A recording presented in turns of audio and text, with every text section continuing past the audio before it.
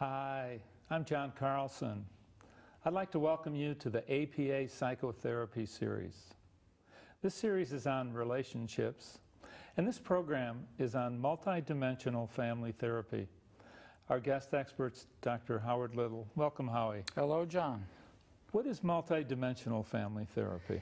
Well, it's a science-based approach. We've been doing research on this for over 20 years. It's an outpatient treatment. Most of the things that we deal with are teen drug problems, with delinquencies thrown in there as well, though. Most of the average case these days, of course, is a comorbid, co-occurring situation. So therapists have to know about a lot of these things. But it's a family-centered, a family-based approach that also weaves in attention, real problem-solving attention to the kid in really the multiple arenas in which he lives. So we're concerned about... And what are those dimensions, the multi-dimensions? Yes, yes. So it's essentially a way of thinking in terms of four main areas of focus. So you're worried about what's going on with the kid. The kid is a self, so an individual, psychosocial, biopsychosocial being. You're interested in the parent. The parent, yes, as a parent in the role of a parent, but also the self of the parent. The parents, they might be using, they might be have a mental health history. They might be troubled by various things that may or may not be related to parenting. That's grist for the mill of, yes, the presenting problem is a kid, but you've got to deal with a parent in a total sense. The third area has to do with the family. That would, most family therapists and family psychologists would say, aha, that looks real familiar. Get the family in the room, try and shape the way in which they speak to each other, because that's the pathway into changing relationships. The fourth area, sort of in the modern age, we know, family therapy for a while, it made a mistake of, or potentially made a mistake of reductionism at the level of the family. Fix the family and everything's going to be okay. Not so simple. Go outside the family. Understand that kid in the spheres in which he lives. He lives in a peer world. He's getting connected to them. They're real important to him. Those family relationships are changing. Understand it as best you can. He must succeed in school. For him to do well, one of your strongest predictors is school. The juvenile justice system, many of our kids, are really, depending on the study, most of the kids are coming in through the juvenile justice door. What a mess. From the point of view of helping the parent not so much accept what's going on, first figure out what's going on. It's a morass of procedures, regulations. Maybe the juvenile probation officer was clear with them. Maybe they haven't been. Maybe somebody explained the charges, where all of this is going to go. Maybe they haven't. Kids get so-called direct file these days. They'll move 15, 16 years old. They'll get tried as an adult. They'll get moved into the adult system. Things can happen really fast. So you as a therapist, you feel, what? You're in the middle of, you're relating to those four areas of work. You're individually, you're also orchestrating work between them. You're sort of in the middle and touching all of them at the same time. And the last part's like the community, the legal system, the school, the peers, the world that surrounds the child. Exactly. We just call it the extrafamilial realm, but it's that influence. It's that series of influences. And so I'm thinking theory. What theory? And I'm thinking every theory about when you covered this. And this is really an integrative model. I think so. Too much for you? You think too many theories? I like simple. That just sounds complex. Okay. Oh, come on now. We're in the modern age. We therapists in the modern age. We can what? We can, if the phrase is multitask, we can multitask in therapy too. So yes, I think it's a classic integrative theory and therapy. Your way is better, according to research. I mean, you've researched this. It's one of the therapies that has solid empirical support. This is 22 years. You have 7 completed controlled trials. That's a lot of studies. Not all of them are published yet. They're all in the pipeline to be studied, to be published. Many are. We have process studies that have gone inside the therapy, sort of like what we're doing. Stop the tapes, figure it out, break it down, write manuals. What are the most important parts of your therapy? How do you engage with teens? What is this parenting piece with the parent? How are you trying to develop it? Cross-cultural pieces. How do you understand African American? We've broken all of these pieces down in process studies. The third kind of study we do are the cost studies. So this is one of our newest areas. So there's outcome studies, there's process studies, there's cost studies. Basically, this is an approach that's it's one-third the cost of residential care, of residential treatment. On the clinical side, the findings show up. Long-term, is it being superior to residential care? I don't have an axe to grind against residential treatment. There'll always be residential treatment, and there'll be a need for residential treatment, but we wanted to see with which cases is an alternative to outpatient, to residential treatment indicated, and what are the cost implications of that. The fourth kind of study, just to say it real shortly, would be the so-called implementation studies or transportation studies. The field said to all of us, hey, great, research, wonderful, you've done all of these studies, so what? Can you move this anywhere? You're doing that in your labs, in your settings. That doesn't move us. Can bring it into the real world. Can you bring it into the real world? And what a challenge. I think people like me, we said, fabulous. This is where we want the field to go. And in fact, this is why, I mean, as it went along, we got into the research business, onto the research side of things, because that, talk about challenges, there's the clinical side, the training side. Therapists come to this. Right, there are elements of unorthodox. There are many things to cover. We feel that blending, though, that a therapist has to find the things that it's not a willy-nilly eclecticism. You know about this. In the old days, the word was eclecticism. That's not what it's about.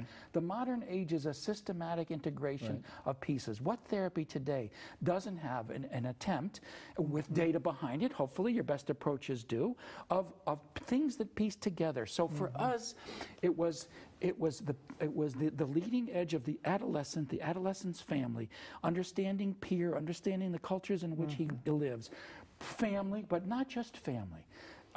Have your finger on those pulses and try and touch them. Try and move pieces of the real world in which he is acting day to day.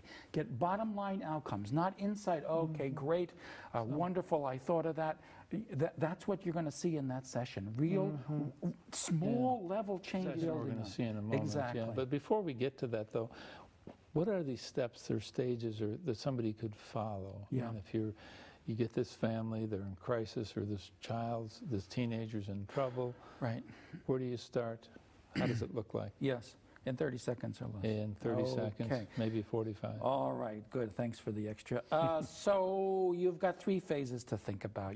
You're thinking about, I've got to establish a foundation here. Phase 1 is, what's the goal of a first interview? Have a second interview. That's a good thing. Get the lay of the land. Do your homework. Make lots of phone calls. Yes, be nice to people, but it's not about sitting there being respectful and being nice. Give them something. Not just your pearls of wisdom. Create an experience early on that says, let's deal with important things. Phase 2, make something happen. Make real world changes happen. Is he going to school or not? So you've changed family functioning. So they're speaking better, and you have fabulous family sessions. If he's not going to school, if he's still using, you don't have good outcome there. You've got to. This is the Jay Haley part of things. Make it happen. This is the Jay Haley part of things, and as you well know, Jay Haley was a behaviorist. He never used that word. He was quite a behavioral theorist and a therapist in his own way. Of course, that was in there. And the other part of the Haley, of course, was out-of-session outcomes. The Minuchin part is in-session outcomes. The Haley part is absolutely tasks, assignments, so-called directives. We don't use these words, all therapists today. Please, you want a seamless part. You speak to people on the phone during the week. How's it going? How did it go? What do you mean things all blew up?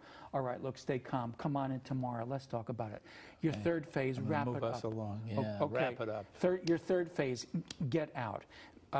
Seal it. We could just call it seal the changes and exit. There's a cognitive piece. We look back together. What was this like? What did you learn? There's a confirming part. There's an acceptance part of, oh, you know, we didn't talk. You know, it could be, John, that in there's certain major things in a case. You're not going to have these cases forever. They don't want to hang around forever. This is an average therapy. Most of the versions of this approach, we see it as a treatment system rather than as a one-size-fits-all, so there's different versions of it. They're not going to be around forever, but in 4 months, you can get a lot done. 3-4 months, you can get a lot.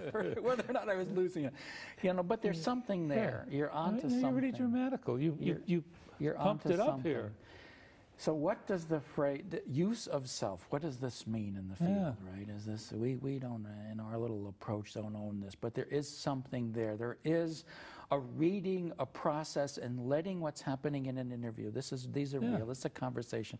This has a flow. It works on you. It's not all scripted. Oh, sure, this model is inside of you, and they talk, and it comes out. But as this interview moves along, it is in my mind, and the voice is getting louder. Come on. You're amplifying. Let's get an outcome. The heading of this one for me is, come on. The minutes are ticking.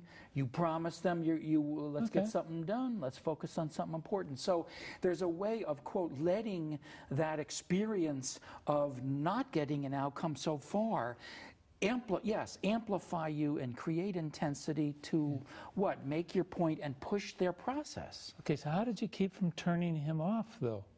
I mean, frequently when people try to do that, the kids just... Your way, your manner. So like, what did you do? Use of humor. Manner, humor. There's a line. Read him, very intent. Oh, sure. Then I'm not looking over at that point when I'm doing a little of that stuff. I'm not looking. I feel you're not quite down in on the control. ground at all. Then you're I'm with him. I'm looking at him. I'm imploring. It's a little speech making, and oh, come on, Jason, you can do better than this, and let's extend it.